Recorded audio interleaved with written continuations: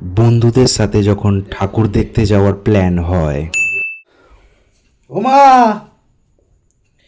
জামাটা কোথায় রাখলে? তাড়াতাড়ি দাও, আরে দেরি হয়ে যাচ্ছে অনেক।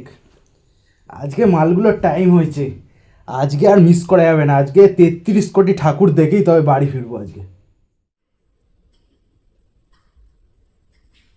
এই নে বাবু জামাটা, আর একটু কিছু মুখে দিয়ে বেরোবি বুঝলি, না হলে রাস্তায় খিদে লাগবে।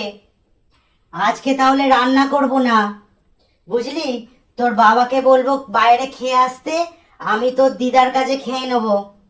সাবধানে যাবি বাবু বুঝলি। ঠিক আছে। হ্যাঁ মা, হ্যাঁ মা, আসছি তাহলে। হ্যাঁ আসছি, দয়াটা দিয়ে দাও।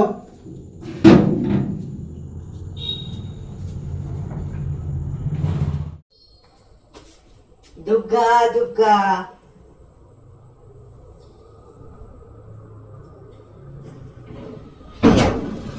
সালা 8টা বেজে গেল, কেউ এখনো ফোন করছে না।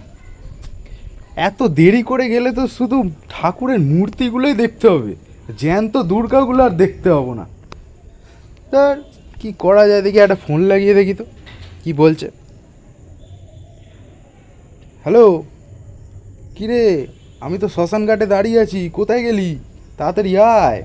আরে ভাই, আজকে আমার একটু প্রবলেম হয়ে গেছে। হ্যাঁ, হ্যাঁ, প্রবলেম হয়ে গেছে। বাকিদেরও আমার প্রবলেম শুনে হাফ পাগল হয়ে ঘুরে বেড়াচ্ছে রাস্তায়। কিছু মনে করিস না, পরের দিন ঠিক তোদের সাথে আমি বেরোবো। শোনা, কোথায় গেলে গো? চলো একটু ঘুরে আসি। শালা বান্ধবী নিয়ে পেছন মারাচ্ছে আর আমাদের পুরো ডুবিয়ে দিল। কি করি? এই কেস করেছে।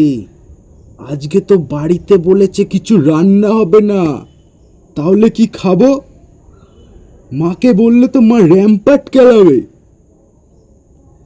কি করি? ঠিক আছে, একজনকে ফোন লাগাই দেখি।